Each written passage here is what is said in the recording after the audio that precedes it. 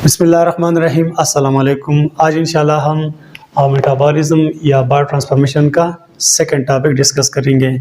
इससे जो previous lecture था उसमें हमने मेटाबॉलिज्म के बारे में बात की, मेटाबॉलिज्म का डेफिनेशन मतलब मेटाबॉलिज्म का इंट्रोडक्शन करवाया था। उसके बाद मेटाबॉलिज्म या बायो ट्रांसफॉर्मेशन की अहमियत के बारे में बात की और मतलब मेटाबॉलिज्म हमारे जिस्म में कहाँ कहाँ होता है वो हमने ऑलरेडी डिस्कस किया हुआ है। आज हम मेटाबॉलिज्म के फेजेस के बारे में बात करते हैं। मेटाबॉलिज्म हमारे साथ दो फेजेस में कंप्लीट होता है।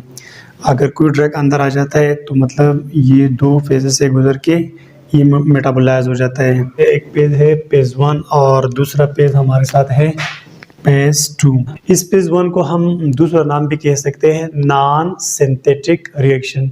इसके अलावा इसको हम एक और नाम भी कह सकते हैं फंक्शनलाइजेशन। फंक्शनलाइजेशन का मतलब ये है कि इस पेज 1 में अगर कोई ड्रग आ जाता है, सपोज ये हमारे साथ कोई एक ड्रग आ गया है, ठीक है, तो इस ड्रग के साथ या तो कोई फंक्शनल ग्रुप ऐड किया जाता है, सपोज ये फंक्शनल ग्रुप है, फंक्शनल ग्रुप या तो इसके साथ ऐड किया जाता है और या किसी ड्रग से कोई फंक्शनल ग्रुप हटाया जाता है, रिमूव किया जाता है, तो इसको हम कहते हैं फंक्शनलाइजेशन। तो पेज 1 में क्या होता है? पेज 1 में ये होता है कि सपोज ये हमारे साथ कोई एक ड्रग आ गया, इस ड्रग के साथ या इससे पहले से कोई फंक्शनल ग्रुप मौजूद होगा, सपोज ये है, सपोज इसके साथ कोई फंक्शनल ग्रुप, तो इस पेज 1 में ये फंक्शनल ग्रुप इससे निकाला जाएगा, मतलब ये फंक्शनल ग्रुप इस ड्रग से निकल गया। और या इसमें ये भी हो सकता है कि ये कोई ड्रग आ गया है और इस पेज 1 में इसके साथ कोई फंक्शनल ग्रुप ऐड किया जाता है, तो इसको हम कहते हैं पेज 1 या फंक्शनलाइजेशन। अच्छा, पेज 1 या फंक्शनलाइजेशन या नॉन सिंथेटिक रिएक्शन में हमारे साथ तीन मेन किस्म के रिएक्शंस है, तीन किस्म के रिएक्शन है। इन रिएक्शन की मदद से किसी ड्रग का मेटाबॉलिज्म होता है। ये डिफरेंट रिएक्शन है, तीन किस्म। लेकिन आपको पता है कि हमारे साथ रिएक्शंस को परफॉर्म करने के लिए या रिएक्शन को मतलब स्पीड अप करने के लिए कुछ एंजाइम की ज़रूरत होती है। तो पहले हम एंजाइम के बारे में बात करते हैं कि फेज़ 1 में जो एंजाइम हमारे साथ यूज़ होते हैं वो एंजाइम कौन कौन से हैं और वो एंजाइम मतलब सेल्स में कहाँ कहाँ पर मौजूद है। अच्छा, एंजाइम हमारे साथ मेन 2 टाइप्स के हैं, एक है माइक्रोसोमल एंजाइम और दूसरा है नॉन माइक्रोसोमल एंजाइम। पहले हम माइक्रोसोमल एंजाइम जानते हैं कि माइक्रोसोमल एंजाइम कौन से है। सपोज ये हमारे साथ लीवर है, ये लीवर हो गया, तो इस लीवर से मैं एक सेल निकाल रहा हूँ, ये हो गया लीवर या किडनी, किसी का भी मतलब एक सेल है। इसमें ये है न्यूक्लियस और इस न्यूक्लियस के अलावा इस सेल में होता है यहाँ पर एंडोप्लाज्मिक रेटिकुलम। और कौन सा endoplasmic reticulum? Smooth endoplasmic reticulum. Smooth endoplasmic reticulum में ऐसे बॉर्डर ड्रा कर रहा हूँ, ठीक है। जो एंजाइम इस स्मूथ एंडोप्लाज्मिक रेटिकुलम पर बनते हैं, यहाँ पर ये जो मैं डॉट डॉट शो कर रहा हूँ ये हमारे साथ है ये एंजाइम। जो एंजाइम इस स्मूथ एंडोप्लाज्मिक रेटिकुलम पे बनते हैं उसको हम कहते हैं माइक्रोसोमल एंजाइम।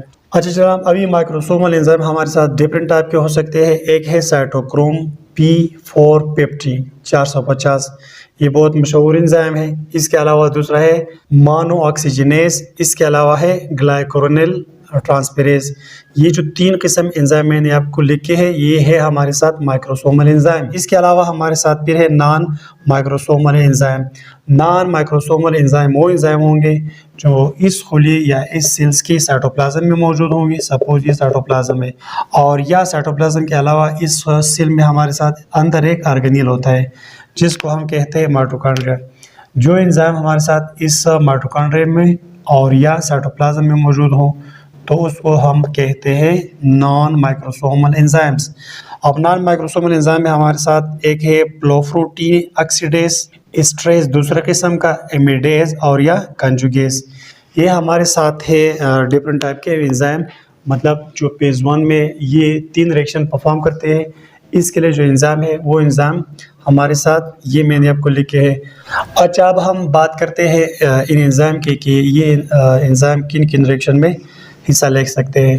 तो ये जो माइक्रोसोमल एंजाइम है ये हमारे साथ ऑक्सीडेशन में भी हिस्सा ले सकता है, बाज़ एंजाइम ऑक्सीडेशन करते हैं, और ये मतलब रिडक्शन में भी मतलब हिस्सा ले सकते हैं, और इसके अलावा हाइड्रोलाइसिस में भी ये हिस्सा ले सकते हैं ये माइक्रोसोमल एंजाइम।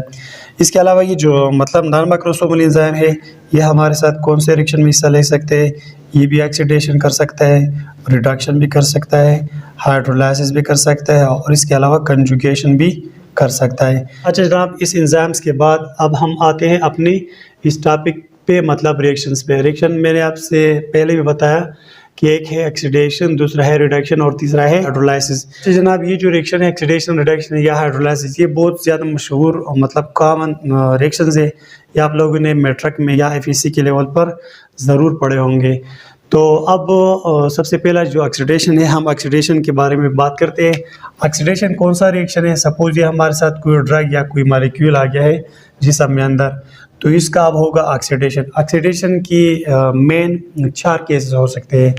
मेन 4 केसेस में मतलब ये इस ड्रग के साथ या तो ऐड होगा ऑक्सीजन, ये भी मतलब ऑक्सीडेशन है, या ये कोई ड्रग है, इस ड्रग के साथ मतलब कोई नेगेटिव रेडिकल ऐड किया जाता है, तो ये भी मतलब ऑक्सीडेशन हो गया। केस नंबर 3 में हमारे साथ कोई ड्रग होगा, इस ड्रग से हाइड्रोजन निकलेगा। जब कोई ड्रग या कोई मॉलिक्यूल जिससे मतलब हाइड्रोजन निकलता है तो भी हम उसको ऑक्सीडेशन कह सकते हैं। और या चौथा केस ये है कि मतलब ये कोई ड्रग है या कोई मॉलिक्यूल है, इससे मतलब पॉजिटिव रेडिकल निकलेगा। तो ये हमारे साथ 4 केसेस हो गए ऑक्सीडेशन। ऑक्सीडेशन एक ऐसा रिएक्शन है कि जिसमें किसी मॉलिक्यूल के साथ या ऑक्सीजन ऐड होगा तो भी ये ऑक्सीडेशन है, या किसी ड्रग के साथ नेगेटिव रेडिकल ऐड होगा तो भी ऑक्सीडेशन है, और या किसी मॉलिक्यूल से हाइड्रोजन निकलेगा तो भी ये ऑक्सीडेशन है, और या किसी मॉलिक्यूल से मतलब पॉजिटिव रेडिकल निकलेगा तो भी हमारे साथ है ऑक्सीडेशन।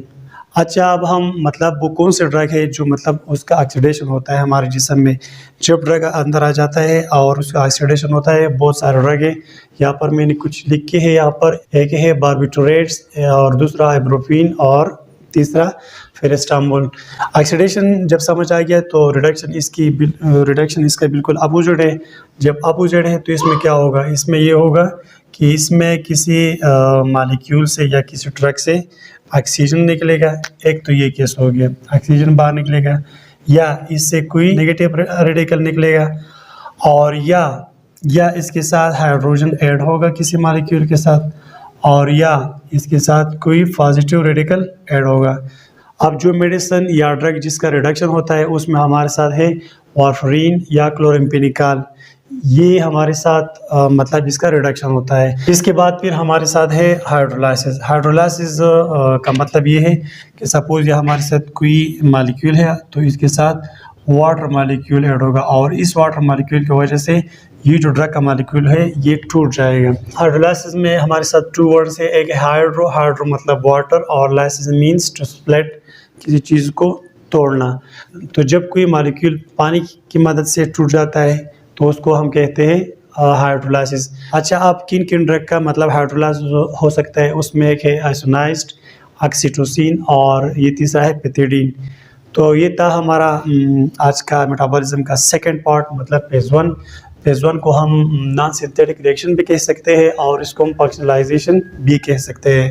फंक्शनलाइजेशन का मतलब ये है कि सपोज अगर कोई ड्रग जिसम में अंदर आ जाता है, या तो उसके साथ कोई फंक्शनल ग्रुप ऐड होगा, और या उससे कोई फंक्शनल ग्रुप रिमूव होगा। इसमें मतलब ये 3 मेन रिएक्शन होते हैं, ऑक्सीडेशन, रिडक्शन और हाइड्रोलाइसिस। इन रिएक्शन के लिए हमारे साथ कुछ एंजाइम चाहिए, और वो एंजाइम ये हमारे साथ या इस बोर्ड पे लिखे हुए हैं। एक है माइक्रोसोमल एंजाइम। माइक्रोसोमल एंजाइम वो होते हैं जो सेल के स्मूथ एंडोप्लाज्मिक रेटिकुलम पर मौजूद हो। साइटोक्रोम P450 और मोनोऑक्सीजिनेज और ग्लाइकोरोनिल ट्रांसफेरेज। दूसरा है non microsomal enzyme. Non microsomal enzyme वो एंजाइम होते हैं जो सेल्स के या साइटोप्लाज्म में मौजूद हो, और या सेल के माइटोकॉन्ड्रिया में मौजूद हो। तो ये भी हमारे साथ डिफरेंट टाइप की एंजाइम है। फ्लोप्रोटीन ऑक्सीडेज, दूसरा है एस्ट्रेज, तीसरा है इमिडेज, और चौथा है कंजुगेज। इन रिएक्शन के बारे में मैंने आपसे बात की। ऑक्सीडेशन, रिडक्शन और हाइड्रोलाइसिस क्या है मैंने आपको डिटेल से बात की। इंशाल्लाह नेक्स्ट टॉपिक में हमारा फेज़ 2 होगा। तो उम्मीद करता हूँ आपको ये टॉपिक समझ आ गया होगा। इंशाल्लाह दोबारा मुलाकात करेंगे। थैंक यू, अल्लाह हाफिज़।